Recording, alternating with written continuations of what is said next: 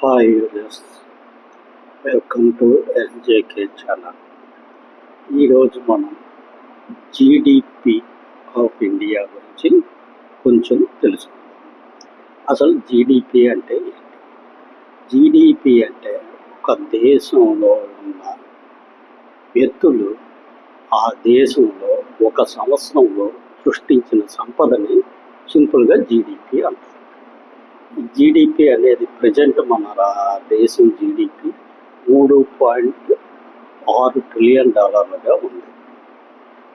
మనం 1960 నుంచి చూసుకుంటే మనం $1 ట్రిలియన్ ఎకానమీగా మారడానికి దాదాపు 63 సంవత్సరాలు పట్టింది. అంటే 2007లో మనం $1 ట్రిలియన్ ఎకానమీని చేరుకున్నాం. అక్కడి నుంచి $2 ట్రిలియన్ ఎకానమీగా మారడానికి మనకు దాదాపు 10 సంవత్సరాలు పట్టింది. అంటే 2017లో మనం $2 ట్రిలియన్ ఎకానమీకి మారాం. 2020లో $3 ట్రిలియన్ ఎకానమీగా మారాం. ప్రజెంట్ మనం దాదాపు $3.6 ట్రిలియన్ ఎకానమీగా ఉన్నాం. అయితే ప్రజెంట్ మనం దాదాపు 1960లో పూర్తిగా వ్యవసాయం మీదే ఆధారపడిన దేశం నుంచి ఈరోజు ప్రపంచంలో ఫాస్టెస్ట్ డెవలప్మెంట్ ఎకానమీగా మారడానికి మధ్య జరిగిన కొన్ని విశేషాలని మనం తెలుసుకుందాం. 1960లో మనం పూర్తిగా వ్యవసాయ ఆధారిత దేశంగానే ఉన్నాం. ఆ టైంలో మన జీడిపి గ్రోత్ దాదాపు 3 నుంచి 3.5% ఉండేది. ఈ జీడిపి గ్రోత్ అనేది జనరల్గా 3 విషయాల మీద ఆధారపడి ఉంటుంది. ఒకటి economic reforms, 2 structural reforms, 3 other కంట్రీస్లో జరుగుతున్న గ్లోబల్ ట్రెండ్స్. సింపుల్గా చెప్పాలంటే గ్లోబల్ ట్రెండ్స్. ఈ గ్లోబల్ ట్రెండ్స్ అనేది పూర్తిగా అదర్ కంట్రీస్ మీద ఆధారపడి దాన్ని మనం ఏమీ చేయలేం. దాని మీద మనకి యాక్చువల్గా మన దేశంలో దాని ఎఫెక్ట్ కూడా అంత మరీ విపరీతంగా ఉండే ఛాన్స్ తక్కువ. ఎందుకంటే మనది కన్జంప్షన్ బేస్డ్ ఎకానమీ. అంటే మన దేశంలో జనాభా చాలా ఎక్కువ మంది. చాలా వరకు మన దగ్గర తయారవుతున్న ప్రొడక్ట్స్ మన దగ్గరే కన్జ్యూమ్ అవుతాయి. కాబట్టి మ్యాక్సిమం మన దేశ జీడిపి ఎక్కువగా ఆధారపడేది మన కన్జంప్షన్ మీదే డిపెండ్ అయ్యి ఉంటుంది అనమాట. ఇప్పుడు 1960లో మ్యాక్సిమం మనం పూర్తిగా వ్యవసాయం మీద ఆధారపడేది. మనకి అప్పుడు ఇండస్ట్రీ డెవలప్మెంట్ లేదు, ప్రొడక్షన్ లేదు, పెద్దగా ప్రొడక్షన్ లేదు కాదు. ఏ విధమైన అదర్ కంట్రీస్ నుంచి ఎక్స్పోర్ట్స్ ఉండేవి కాదు. చాలా వరకు వ్యవసాయం మీద ఆధారపడి పెట్టేది. ప్రతి దానికి మనకు లైసెన్స్ ఉండేది. ఏ ఇండస్ట్రీ పెట్టాలన్నా మనం చాలా కష్టపడాల్సి వచ్చేది. దానివల్ల మనకి ఇండస్ట్రియల్ గ్రోత్ అనేది 1960స్లో లేదు. ఇంచుమించు 60వ దశకంలో మన గ్రోత్ రేటు మ్యాక్సిమం 3 to 3.5% మించి వెళ్ళలేదు. అలాగే 1970 దశకంలో కూడా కొంత ఇంప్రూవ్మెంట్ వచ్చింది. ఆ టైంలో మనకి ఈ గ్రీన్ రివల్యూషన్ రావడం, కొన్ని బ్యాంకింగ్ నేషనలైజేషన్ జరగడం, ఇవన్నీ జరిగిన తర్వాత కొంచెం గ్రోత్ రేట్ పెరిగింది. 3.5 to 4% వరకు మనం పెరగగలిగాం. కానీ స్టిల్ ఆ టైంలో కూడా ఇప్పుడు పెద్ద పెద్ద ఇండస్ట్రీస్ పెట్టడానికి ప్రైవేటు సైడ్ నుంచి ఏమీ మనకి ఆపర్చునిటీస్ ఉండేవి కాదు. దానివల్ల మనకి పెద్దగా ఏమీ ప్రైవేట్ సెక్టార్లో జాబ్ ఆపర్చునిటీస్ ఏమీ ఉండేవి కాదు. పూర్తిగా గవర్నమెంట్ జాబ్స్ మీదే ఆధారపడి బతికేవాళ్ళం. దానివల్ల ఆ టైంలో కూడా గ్రోత్ రేట్ అంత ఫాస్ట్గా ఏమీ ఉండేది కాదు. అన్నిటినీ మించి మనకి ఎక్కువ ఆయిల్ అనేది బాగా ఎక్కువ ఇంపోర్ట్ చేసుకునేవాళ్ళం. పెట్రోల్, ఆ క్రూడ్ ఆయిల్ ఇంపోర్ట్ అనేది మనకి బాగా ఫారెన్ కరెన్సీని ఎక్కువ డెఫిసిట్ ఉండేది. దానివల్ల మనం అంత ఫాస్ట్గా డెవలప్ అవ్వలేకపోయేవాళ్ళం.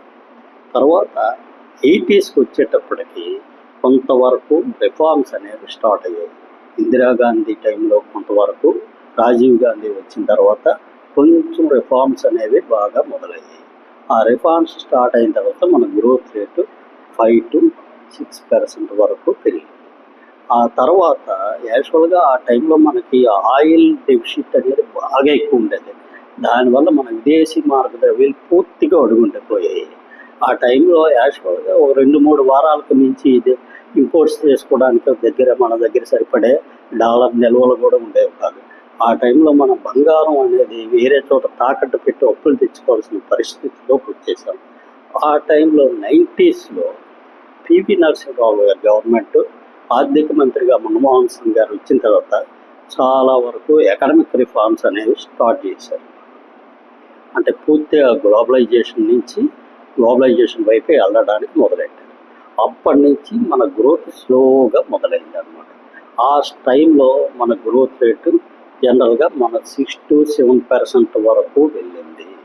ఆ 2000 తర్వాత మనది పూర్తిగా ఒక మంచి ఏరాగా చెప్పుకోవచ్చు. మనం బాగా ఫాస్ట్గా డెవలప్మెంట్ మొదలైంది. ఆ టైంలో మనకి ఎంతవరకు వెళ్ళే వాళ్ళం అంటే ఆ టైంలో ఇంచుమించు 9 to 10% గ్రోత్ రేట్ వరకు వెళ్ళేటట్టు జరిగింది ఆ టైంలో.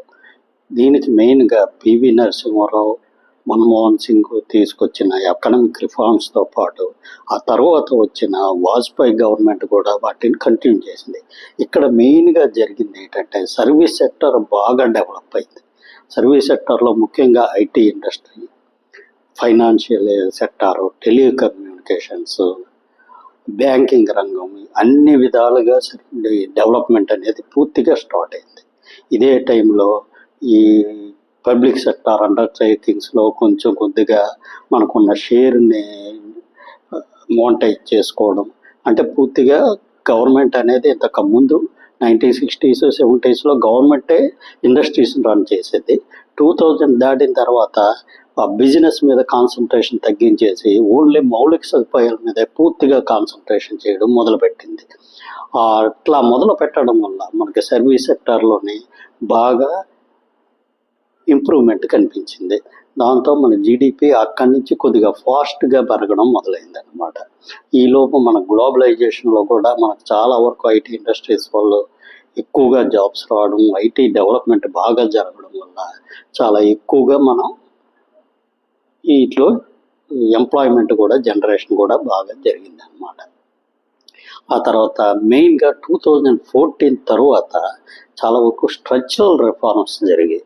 ఈ స్ట్రక్చరల్ రిఫార్మ్స్లో మెయిన్గా ఏంటంటే డిమానిటైజేషన్, తర్వాత మేక్ ఇండియా అంటే మ్యానుఫ్యాక్చరింగ్ సైడ్ బాగా కాన్సన్ట్రేట్ చేయడం, తర్వాత జిఎస్టీ రెజ్యూమ్ స్టార్ట్ అవ్వడం, తర్వాత డిజిటల్ ఇండియాని మొదలెట్టి యూపీఐ డిజిటల్గా మనం ఇప్పుడు ప్రపంచంలో చాలా వరకు ఫాస్ట్గా డెవలప్ అవుతున్నది డిజిటల్ ఏరియా.